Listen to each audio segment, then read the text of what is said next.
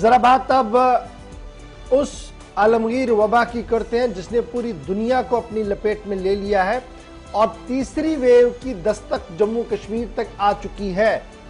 माहिरीन तिब के साथ साथ इंतजामी अमूर चलाने वाले लोग भी कमर बस्ता हो गए हैं।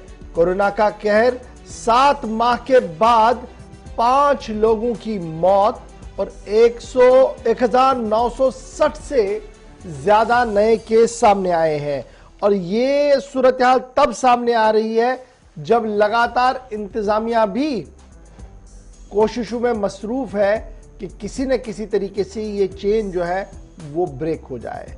वादी कश्मीर में 177 जबकि 1077 जबकि जम्मू सूबे में 890 के करीब केसेस पॉजिटिव सामने आए हैं और 271 के आसपास मरने वालों की तादाद टोटल पहुंचे शफायाब हुए हैं और मोहलिकीन की तादाद 4552 तक आ गई है कुल मिलाकर इन 5 लोगों को भी मिलाकर। और मुतासरा लोगों की कुल तादाद जम्मू कश्मीर के अंदर इस वक्त 3,50,167 बताई जा रही है।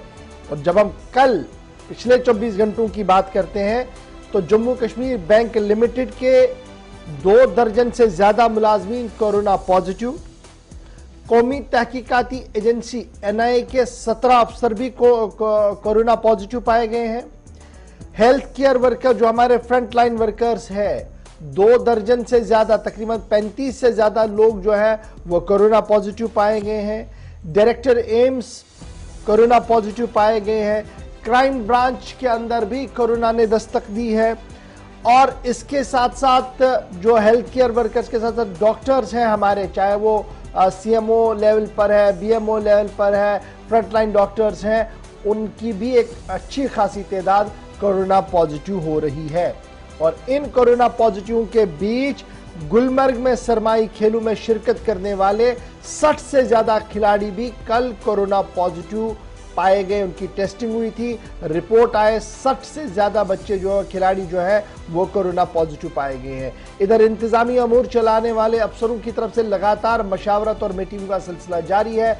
सूबाई कमिश्नर ने कल वक्फ बोर्ड के जिम्मेदारों के साथ साथ मुख्तलिफ इमामों, खतीबों और जिम्मेदारों के साथ बात की है, जिस दौरान कोरोना की तीसरी लहर के बीच मौजूदा सूरत हाल से कैसे निपटा जा सके, इसमें इमाम, खुतबा और इंतजामी कमेटियों का क्या कुछ रोल रहेगा, इस पर थ्रेडबेयर डिस्कशंस हुई हैं। कोरोना प्रोटोकॉल को अडॉप्ट करने की अशद ज़रूरत है, इसमें ताउन जो है वो तलब किया गया है। और इस तरीके से कंटेनमेंट जोन जो बनाए जा रहे हैं, माइक्रो कंटेनमेंट जोन्स और कंटेनमेंट जोन्स की तादाद भी लगातार बढ़ रही है। और कल जम्मू और श्रीनगर के कई इलाकों को मजीद कोरोना कंटेनमेंट जोन्स में तब्दील कर दिया गया है। जिला तरक्याती कमिश्नर उधमपुर की तरफ से खुद मार्केट के आसपास के इलाके को माइक्रो कंटेनमेंट जोन में तब्दील कर दिया गया है। और इस तरीके से सूरत हाल यह है कि अगर अब अस्पतालों का आप रुख करेंगे तो अस्पतालों के जाने के लिए बीमार और तीमारदार यानी बीमार और उसके साथ जो अटेंडेंट होगा उनके लिए कोविड टेस्ट कराना लाजमी करार दिया गया है। इधर इंतजामिया का मानना है कि रश देखते हुए जो देखने के लिए बीमार को आते हैं, अब जरूरत पड़ी तो उनकी भी टेस्टिंग को यकीनी बनाया जाएगा अस्पतालों के अंदर। फिलहाल सीधे चलेंगे जी, हमारे साथ माहिरीन एक एक करके ज्वाइन करेंगे। आज हमारे साथ डॉक्टर सोहेल नायक साहब ज्वाइन कर चुके हैं। बहुत बहुत शुक्रिया डॉक्टर सोहेल नायक साहब ज्वाइन करने के लिए, बड़ा इंपॉर्टेंट है। लास्ट टाइम पहली वेव में भी आपसे बात हुई, सेकेंड वेव में भी लगातार आप हमारे नाजरीन को अपडेट करते रहे कि क्या एहतियाती तदाबीर उठाने हैं। लेकिन इस थर्ड वेव को जब हमारे सामने है तो वादी कश्मीर और जम्मू के अक्सर इलाकों से और अक्सर लोगों से जो बात समझते हैं और सुनने की कोशिश करते हैं कि हम तो डबल वैक्सीन है जी, हमें कोई परेशानी नहीं है, इसलिए ज्यादा कोई हम पे हमला नहीं होगा, इसलिए हम ओमिक्रॉन हो या कोविड हो हमें उससे ज्यादा डरने की जरूरत नहीं है, हमने अपना रोजमर्रा का काम करना है। ये जो नोशन बनाने की कोशिश की जा रही है, ये जो हवा बनाने की कोशिश की जा रही है, माहिरीन इस आरा को कितना सही मानते हैं और कितना गलत? इशफाक साहब अस्सलाम वालेकुम, बड़े दिनों के बाद आपसे बात हो रही है। तो जैसे मैंने बार बार कहा कि ये जो कोविड है 2, 3, 4 साल ये इस हमारे इस वर्ल्ड में रहेगा और वैसे ही हो रहा है। अब थर्ड वेव आ रही है लेकिन जो ये थर्ड वेव है इसमें कुछ पॉजिटिव चीजें हैं और कुछ थोड़ा बहुत नेगेटिव है। तो सबसे पहले मैं हमेशा पॉजिटिव ही से शुरू करता हूं। एक पॉजिटिव ये चीज है कि काफी लोग, जैसे आप बता रहे थे, वैक्सीनेटेड है। दूसरा ये पॉजिटिव है कि जो इस पैंडेमिक गेम के रूल्स है वो लगभग अब हम सब लोगों को पता है कि कैसे बचना है इससे, कैसे इस पे कंट्रोल पाना है। और हॉस्पिटल्स हमारे अपग्रेडेड है इस को ट्रीट करने के लिए, और गवर्नमेंट के पास भी स्ट्रेटजीज और प्लान्स है कि कहाँ स्विच ऑफ और कहाँ स्विच ऑन करना है। ये सारी चीजें पॉजिटिव है थर्ड वेव के लिए। और सबसे एक और चीज पॉजिटिव है थर्ड वेव के लिए विज़ ओमिक्रॉन जो मैं बात करूंगा वो ये है कि जहां तक मुताला मैंने रिसर्च का किया, ये वायरस जो है ये ज्यादा बुखार, मायालजिया वगैरह करता है, लेकिन जो छाती है जिसमें वेव 1 वेव 2 पे जो छाती पे हमें ज्यादा असर रहा था और ऑक्सीजन गिरता था, फिर ऑक्सीजन की क्राइसिस हुई, ये ओमिक्रॉन उतना ज्यादा लंग के साथ और ऑक्सीजन के साथ छेड़छाड़ नहीं करता है। तो जैसे किसी ने ठीक ही कहा कि जो पहले डेल्टा वगैरह थे वो ऑक्सीमीट्रिक वायरस थे, यानी वहां पर हमें सैचुरेशन का ज्यादा ख्याल रखना पड़ता था। और जो ओमिक्रॉन है ये थर्मोमेट्रिक वायरस है कि यहाँ पर हमें टेम्परेचर का जो राइज होना ज्यादा देखने को मिलता है। ओवरऑल जब हम देखेंगे कि एक बड़ा नेगेटिव इस ओमिक्रॉन में है, ये जंगल की आग की तरह फैलता है। इशफाक साहब, मैं आपको बताऊंगा कि ये पूरे एक मोहल्ले को, पूरे एक गांव को एक ही हफ्ते में बीमार कर सकता है। इस पे वो पोटेंशियल है।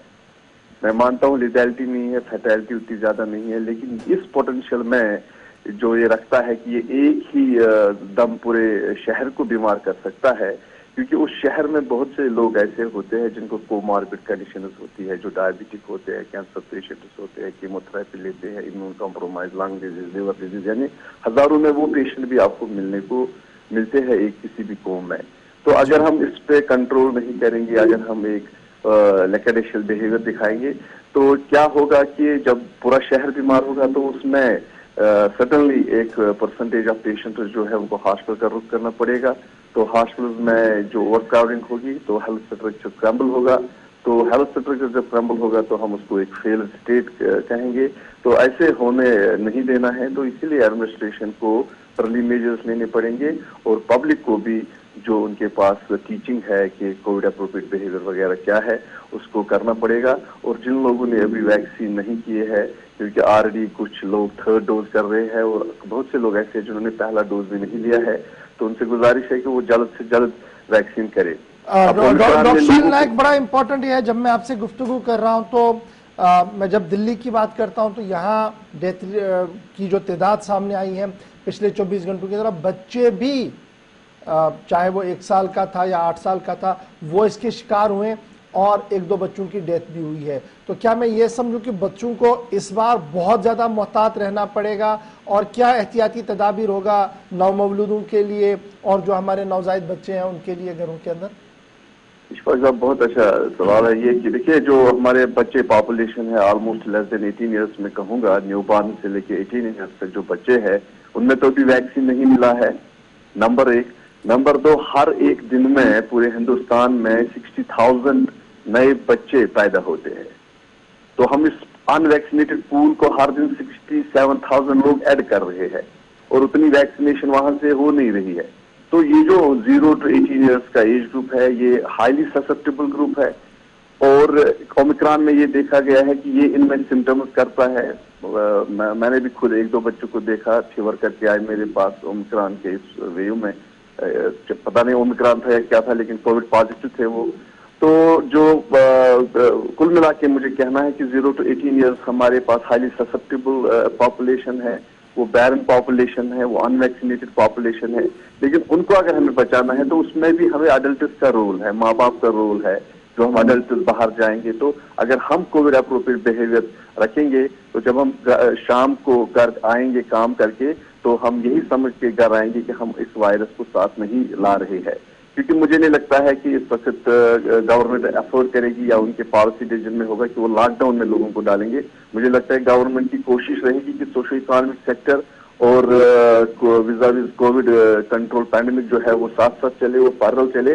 तो इस तरह लोगों से मेरी गुजारिश है कि जब भी वो बाहर जाए अपने काम काज के लिए, वो पूरा स्ट्रिक्ट जो कोविड एप्रोप्रिएट बिहेवियर उनको टीचिंग की जा रही है 2019 से, वो उसको उस पर बरकरार रहे, क्योंकि उनको ये समझना है कि घर जब वो शाम को आएंगे वहां पर उनके बच्चे हैं और वो अनवैक्सीनेटेड। डॉक्टर साहब, इसी से जुड़ा हुआ एक सवाल कि आज के वक्त में सिर्फ मास्क पहनना काफी है, जिसे एक बहुत बड़ा ग्रुप ये कहता है कि टेम्परेरी एक इकदाम है इस वायरस से थोड़ा सा खुद को दूर रखने का, या फिर मजीद इकदाम उठाने की कुछ ऐसी जरूरत है कि कम से कम डाइट प्लान चेंज हो, रूटीन जो हमारी रहती है, रूटीन वर्क सुबह उठने के बाद रात को सोने से पहले, उन चीजों में भी कुछ तब्दीली की जरूरत है? क्या कुछ माहिराना मशवरा रहेगा आपका? देखिए आसिफ साहब, मैं आपको इस तरह समझाऊंगा। लोगों का ये कहना होता है कि देखिए डॉक्टर फाउची आप जानते हैं, उसने कहा कि this virus is not going to leave you, मतलब ये नहीं छोड़ेगा आपको। लेकिन इसका ये मतलब नहीं है कि चलो मैं जल्दी यहाँ से ही जाके इसकी बारी ले लेता हूँ पहले ही और अपना वो काम खत्म कर देता हूँ, क्योंकि अगर आप ऐसा करते हैं तो आप क्या करोगे इस बिहेवियर में, आप बहुत से लोगों को एक ही हफ्ते में बीमार हो जाओगे और एक ही हफ्ते में आपका हेल्थ सिस्टम स्क्रैम्बल होगा। अगर मैं आपको ऐसे बताऊंगा, अगर एक फैमिली है और फैमिली में एक हेड है और आप हेड को बताएंगे भाई अगर आप इस फैमिली को एक्सपोज करोगे वायरस को तो आपकी पूरी फैमिली पॉजिटिव होगी, कोई मर भी सकता है, कोई हॉस्पिटल हो सकता है और 5-10 बंदे ठीक होंगे, तो फैमिली हेड कहेगा कि मुझे क्या करना है। अगर उसको आप एक ऑप्शन दोगे कि आप धीरे धीरे इन्फेक्ट हो जाओ, तो उसमें अगर आपको कोई ज्यादा बीमार होता है तो उसको इलाज मुआवजा करके बचा भी सकते हैं। तो फैमिली हेड का ये रिस्पॉन्स होगा, नहीं जी मैं धीरे धीरे एक्सपोज होऊंगा वायरस को, यही है कि नहीं। तो जब इस फैमिली हेड को आप कन्वर्ट करो WHO के हेड से, या WHO के हेड के बजाय किसी स्टेट के हेड से या किसी कंट्री के हेड से, तो उसका रिस्पॉन्स सेम रहेगा, जनाब चलिए this virus is going to catch us, लेकिन हम एक ही साथ इसको कैच नहीं करेंगे, हम धीरे धीरे करेंगे ताकि अगर एक एक बीमार होगा उसको इलाज मुआवजा भी मिलेगा। अच्छा जी डॉक्टर साहब, बड़ा इंपॉर्टेंट ये भी है एक चीज जो कुछ नाजरीन हमसे पूछ रहे हैं, वो ये भी है कि पहले कोई कोविड पॉजिटिव हो गया था, रूबसेहत है, अब ठीक है, तो क्या उसको दोबारा से कोरोना पॉजिटिव होने की कोई ये है कि वो इस रिस्क जोन में है, या अगर वो एहतियात करता है वो नहीं हो सकता, या उसके अंदर इतनी कुव्वत अब बढ़ चुकी है कि वो इन सभी चीजों से मुकाबला कर सकता है? माहिरीन का क्या कुछ इसमें कहना है? देखिए ईश्वर साहब, जब पहला एक केस दुनिया में हुआ ना, जिसको दूसरी बार कोविड हुआ, मैं आपको याद दिलाऊं, जब दुनिया में पहला केस हुआ, जब उसको दोबारा कोविड हुआ, ये दुनिया में एक बहुत बड़ा डिबेट बना कि इसको दोबारा कैसे हुआ। पूरी साइंस परेशान हो गई कि वायरल इलनेस यूजुअली एक बार होती है, लेकिन ये 6 महीने के बाद दोबारा होने लगे। फिर आप टर्म आपने देखा कि री-इन्फेक्शन इज पॉसिबल विद कोविड। लेकिन जो ओमिक्रॉन है, इसके पास 53 म्यूटेशंस हुई है और 33 म्यूटेशंस उसको उस चीज के अराउंड हुई है जिसके खिलाफ लोगों ने वैक्सीन बनाया है। तो ओमिक्रॉन के पास पोटेंशियल है कि ये वैक्सीन सेफ्टी को भी एस्केप कर सकता है, जिसको 2 बार भी कोविड हुआ है ये उस इम्यूनिटी को भी एस्केप कर सकता है। और ओमिक्रॉन के पास ये पोटेंशियल है, जितने भी लोग वैक्सीनेटेड है या उनको इन्फेक्शन हुआ है, ये उनको दोबारा इन्फेक्शन कर सकता है या तीसरी बार भी इन्फेक्शन कर सकता है। लेकिन पॉजिटिव ओमिक्रॉन में ये है कि जो इसको 53 म्यूटेशन हुई और ये एक नया वेरिएंट की शक्ल में सामने आया या वायरस ऑफ कंसर्न की शक्ल में सामने आया, लेकिन इसके कैरेक्टर में एक चेंज है कि ये ज्यादा लीथल नहीं है, ये ज्यादा फैटल नहीं है, 4 दिन की फ्यूरियस इलनेस रहती है, और एक पॉजिटिव इस म्यूटेशन से हुआ कि SpO2 फॉल नहीं हो रहा है। तो मैंने इसीलिए शुरुआत में कहा कि मैं कुछ पॉजिटिव चीजों से ही शुरू करता हूं, लेकिन नेगेटिव तो फिर भी है, कोई भी बीमार हो सकता है, कोई भी हॉस्पिटलाइज हो सकता है। अच्छा डॉक्टर साहब, ये जो एक नया सर्कुलर आया ICMR की तरफ से कि जनाब 7 दिन का होम क्वारंटाइन रहिएगा, होम आइसोलेशन में जाइए, अगर आपको लगता है कि कुछ सिम्टम्स है तो आप 7 दिन रहिए, अगर कोई ज्यादा आपको परेशानी नहीं है तो यू आर ओके, आप बाहर जा सकते हैं। कैसे इसको देखें, क्या ये फॉर ग्रांटेड तो कोई नहीं ले रहा है इसको? देखिए बाहर जा सकते हैं, लेकिन बाहर जाने के लिए एक कंप्लीट टर्न है कि आप मास्क पहन के जाना है, आपने बाहर प्रोटोकॉल लेके बाहर जाना है। क्योंकि अगर हम मास्क का रिसर्च देखेंगे, अगर एक पेशेंट जो पॉजिटिव है अगर वो मास्क पहनता है और अगर उसके सामने एक और पेशेंट आता, एक और मतलब कॉमन पर्सन आता है जिसको कोविड नेगेटिव है, अगर इन लोगों ने ऑर्डिनरी मास्क पहना है तो रिसर्च ये बताता है कि 1 घंटे तक ट्रांसमिशन नहीं होगा। अगर इन दोनों ने N95 पहना है तो रिसर्च बताता है कि 125 घंटे तक ट्रांसमिशन नहीं होगा। तो ये पैरामीटर्स रख के हम बताते हैं कि ये बाहर जा सकता है, क्योंकि 1 घंटे तक किसी के पास नहीं रहेगा। क्योंकि इसमें तीसरा पैरामीटर जरूरी है, किसी भी बंदे के साथ आप आधे घंटे से ज्यादा बात मत करो या नजदीक मत रहो। अपनी जो इंटरेक्शन है उसको कम करो। जैसे मेरा डॉक्टर पेशेंट इंटरेक्शन है, इसको 15 मिनट के टाइम में लाओ। ये एक सेफ्टी फैक्टर है कोविड से। तो जब इतने सारे पैरामीटर्स हम देखते हैं तो हम बोलते हैं कि अगर एक बंदा कोविड अप्रोप्रिएट बिहेवियर मास्क लगा के N95 अगर नहीं है, अगर 3 लेयर मास्क लगाता है और अगर दूसरे बंदे से वो मिलता है उसके पास मास्क है और टाइम ऑफ इंटरेक्शन 20 मिनट से कम है, तो काफी घंटे 50-40 घंटे लगेंगे ट्रांसमिशन में। इसीलिए ऐसे स्टेटमेंट आते हैं। इशफाक साहब बहुत बहुत शुक्रिया जी डॉक्टर साहब हमारे साथ ज्वाइन करने के लिए। इशफाक भी हमारे साथ बिल्कुल इशफाक के पास अब चलेंगे। चूंकि सिचुएशन ऐसी बन रही है, बड़े बड़े प्रोग्राम्स थे, इवेंट्स थे, उनको भी इस बार कैंसिल करना पड़ रहा है। और सारी सिचुएशन कब बन रही है?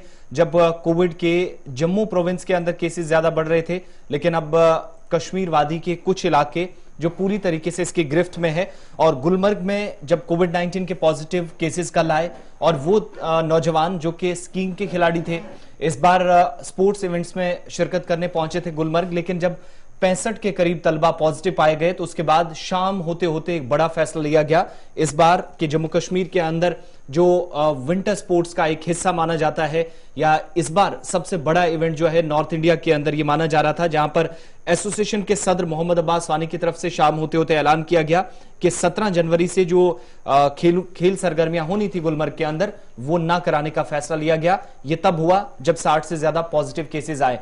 क्या कुछ मजीद फैसला लिया गया है इशफाक? और 65 तलबा के पॉजिटिव आने के बाद इनके साथ जो राब्ते में आने वाले लोग थे, स्टाफ के मेंबर्स थे या बाकी लोग जो सपोर्टिंग स्टाफ था, उनका क्या कुछ है? बिल्कुल, जिस तरीके से कल ये खबर आई कि सेहत इम्काम गुलमर्ग में जो सरमाई खेलों का आगाज किया जा चुका है, और चंद रोज पहले यहाँ पर हमने बात की थी कि यहाँ पर 10 अजलास से जो है यहाँ पर बच्चे लाए गए थे कि उन्हें कहीं ना कहीं अब स्कीइंग में जो है गुलमर्ग में हिस्सा लेना था, और वो यहाँ पर स्कीइंग का कोर्स जो है वो यहाँ पर कर रहे थे। और कल जो खबर आई कि यहाँ पर जो बच्चे हैं उनका टेस्ट जो है वो पॉजिटिव आया और 65 से ज्यादा बच्चे जो है इसमें शामिल थे। लेकिन ये बच्चे ही नहीं, इसमें जो यहाँ पर इनके साथ जो इनको ट्रेन करने के दौरान वो बच्चे भी इसमें शामिल हैं, और यहाँ पर जो ट्रेनर है वो भी इसमें शामिल है। और साथ साथ जम्मू कश्मीर बैंक की अगर बात करें यहाँ पर गुलमर्ग शाह की, वहां पर भी चंद जो मुलाजमीन है वो यहाँ पर जो है कोरोना पॉजिटिव पाए गए। और उसके बाद सूरत हाल यह बनी कि सेहत इम्काम गुलमर्ग में बेशतर मकामात पर, चाहे होटलर्स की बात करें, यहाँ पर जो सरकारी ऑफिस है वहां पर कल मेडिकल टीम ने भारत और उनके जो है RT-PCR जो टेस्ट है वो यहाँ पर किया, और बेशतर लोग जो है कल दोबारा से जो है कोरोना पॉजिटिव पाए गए। ये बताइएगा, ये जो बच्चे खेल शायकीन या खिलाड़ी हमारे वहां पर थे जिनकी कल रैंडम टेस्टिंग के बाद ये पता लगा कि 60 से ज्यादा बच्चे जो है वो कोरोना पॉजिटिव निकले हैं, क्या उन्हें वहीं पर आइसोलेट किया गया या उन्हें घर भेजा जा रहा है? किस तरीके का अरेंजमेंट्स है? गौर साहब, क्योंकि ये पिछले 10 अजला के बच्चे हैं जो 10 अजला से यहाँ पर स्कीइंग का कोर्स जो है यहाँ पर तरबियत हासिल कर रहे थे, यहाँ पर इंतजामिया ने कल ये अभी फैसला लिया कि फिलहाल जिस जगह पर है उन्हें वहीं पर जो आइसोलेट किया जाएगा, और इन्हें जो है अलग अलग इनके पास जो है महदूद मकामात पर इनको रखा गया है ताकि जो वायरस जो है मजीद बच्चों में ना फैले। और ये बच्चे जो है ये 12वीं कक्षा में पढ़ रहे हैं, और इन बच्चों को जो है पिछले चंद रोज पहले यहाँ पर सेहत इम्काम गुलमर्ग जो है लाया गया था स्कीइंग के लिए, लेकिन अब इनका कोर्स जो है वो करीबन खत्म होने को था। अब ये घर जाने वाले थे कि चंद रोज पहले जो इनका टेस्ट जो है रेड टेस्ट वो यहाँ पर जो है वो नेगेटिव आया, और ये RT-PCR का टेस्ट जो है वो पॉजिटिव पाया गया। और उसके बाद में कल इंतजामिया ने फैसला किया ये बच्चे जो ये सारे जो फिलहाल यही पर आइसोलेट किए जाएंगे, और इनके साथ जो ट्रेनर्स है वो भी कोरोना पॉजिटिव पाए गए हैं। अच्छा जी, ये बताइए, ये तो जनाब खेल की बात है, लेकिन जो सयाह आ रहे हैं उनके लिए क्या कुछ इंतजाम है? क्योंकि इस चीज को देखने के लिए काफी लोग तरसते थे कि बर्फ पड़े उसके बाद जाएं, और हमें जो इतलात है कि एक अच्छी खासी तादाद में सयाह जो है वो वादी हुए हैं और गुलमर्ग, पहलगाम, अफरवट की पहाड़ियों को देखने के बेकरार है। तो क्या सयाह वहां पर आ रहे हैं? किस तरीके का अरेंजमेंट है? नंबर 1। और नंबर 2, लगातार कल कुछ वीडियोस भी वायरल हो रही थी कि जो टिकट काउंटर है गंडोला का, वहां पर SOP प्रोटोकॉल जो है, कोविड प्रोटोकॉल जो है, जो SOPs बनाई गई हैं, उनकी सरीहन धज्जियां उड़ रही थी और कोई भी इसकी ओर तवज्जो नहीं दे रहा था। वही तो बदकिस्मती है गौर साहब, क्योंकि अगर हम यहाँ पर मास्क की बात करें, क्योंकि मास्क के साथ साथ यहाँ पर सामाजिक दूरी को भी यकीन बनाना होगा, तब जाके इस तरह के मामला जो है ये सामने नहीं आएंगे। गंडोला की अगर आपने बात की, वहां पर भी जो है रेड टेस्ट के जो पर किए गए हैं शाम को, उसमें भी 7 के करीब जो लोग हैं वो कोरोना पॉजिटिव पाए गए। लेकिन इंतजामिया ने जो यहाँ पर पूरी तरह से गुलमर्ग में आज जो है पोस्टर चस्पान किए हैं कि यहाँ पर बगैर जो है मास्क और सामाजिक दूरी के यहाँ पर यकीनी बनाया जाना चाहिए, तब जाके है गुलमर्ग में भी जो सैयाह है वो यहाँ पर आ सकते हैं। दूसरी जानब अगर हम यहाँ पर खेलों के हवाले से बात करें, फिलहाल जो विंटर गेम्स एसोसिएशन ने भी यही फैसला लिया कि फिलहाल जो यहाँ पर सरकारी खेल होते थे वो फिलहाल उन्होंने मौके किए हैं, तब तक जब तक इंतजाम की तरफ से कोई आगे जाके फैसला लिया जाए कि सहती मुकाम गुलमर्ग में किस तरह के खेल होंगे। बहुत बहुत शुक्रिया इशफाक तमाम जानकारी के लिए। कोविड-19 की ऐसी सूरत हाल, हर तरफ ग्रिप इतनी स्ट्रांग होती जा रही है कोविड की कि